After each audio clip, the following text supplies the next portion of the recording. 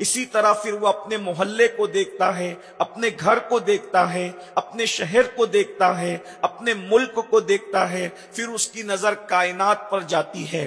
میرے پیارے آقا صلی اللہ علیہ وآلہ وسلم کے پیارے دیوانوں، سب سے پہلے تو آپ کی نگاہ کے اندر اور ذہن میں یہ بات ہونی چاہیے کہ یہ کوئی سیاسی جلسہ نہیں ہے جس میں سروں کا ہجوم بتا کر کوئی کسی سے کچھ مانگ سکے۔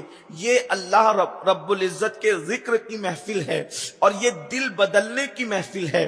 تھوڑی دیر اگر ہم تزکیہ نفس کے حوالے سے، اپنے احتساب کے حوالے سے غور کریں تو بات سمجھ میں آتی ہے۔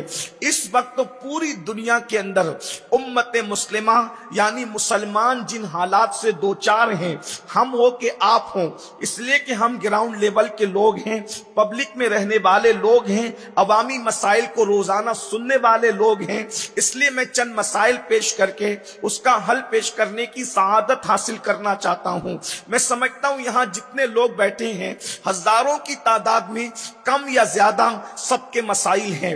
کوئی شخص بیماری سے جھج رہا ہے، کسی کے یہاں گھر کے اندر ایسے مریض بستر پر پڑے ہوئے ہیں کہ اللہ اکبر ان کا علاج کرتے کرتے انسان تھک گیا ہے۔ کوئی تو بندہ ایسا ہے کہ خود کے علاج کرتے کرتے انسان تھکا ہوا ہے۔ کہیں تو ایسا ہے والدین کی بیماریاں ہیں، بچوں کی بیماریاں ہیں۔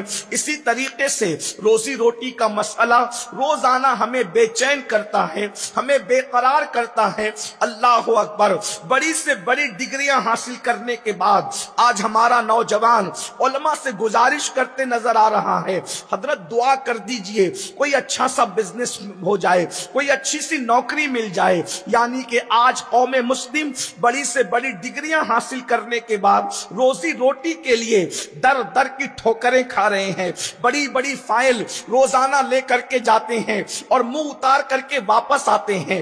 ایک طرف تو بیماریوں نے توڑ دیا، ایک طرف تو اللہ اکبر روزی روٹی کے مسائل ہے، ایک طرف تو اولاد کا نہ ہونا، یہ بھی بہت بڑا مسئلہ ہے۔ اور جن کو اولاد ہیں، اولاد باغی ہیں، اولاد بغاوت کر رہی ہے، اولاد جن کو نہیں ہے وہ تو اس لیے آنسو بہا رہے ہیں کہ اللہ نے اولاد نہیں دی ہے، اور جن کو اولاد ہے وہ موٹے موٹے آنسوؤں سے یوں رو رہے ہیں اگر یہ نہ ہوتے تو اچھا ہوتا۔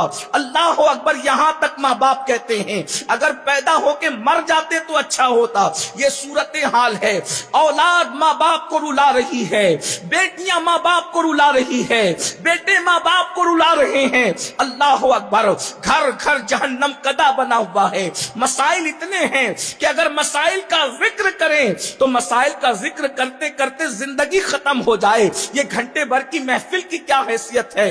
غرض کے روزی روٹی ایک طرف، صحت کا معاملہ ایک طرف، بچوں کے رشتوں کے معاملے ایک طرف، اور اس کے بعد پوری دنیا کو ظالم حکمرانوں نے اپنے اندر جکڑ لیا ہے۔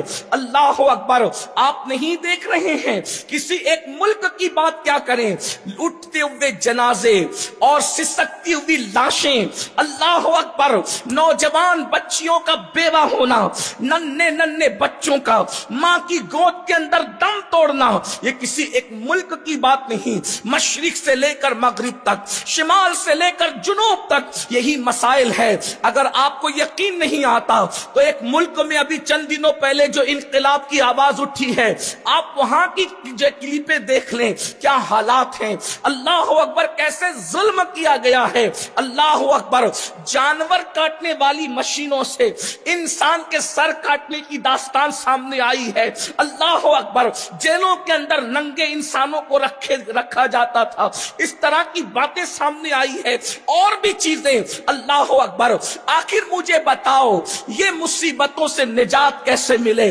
اس لیے کہ مرض کا دکھڑا بہت رو چکے، اب اس دکھڑے سے نجات کیسے ملے؟ غربت سے نجات کیسے ملے؟ بیماریوں سے نجات کیسے ملے؟ ظالم حکمرانوں سے نجات کیسے ملے؟ در در بھٹکنے سے نجات کیسے ملے؟ تو آؤ میں آپ کو بتاؤں، ہمیں کسی اور جگہ جانے کی ضرورت نہیں ہے۔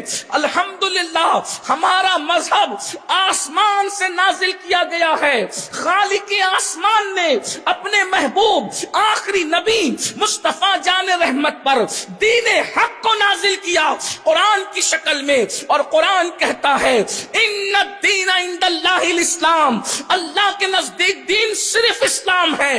یہ اسلام کی شان ہے کہ انسان کو کوئی مسئلہ درپیش ہو ہمیں کسی طرف جانے کی ضرورت نہیں. ہمارا قرآن رہنمائی کرتا ہے, حدیث مصطفیٰ رہنمائی کرتی ہے.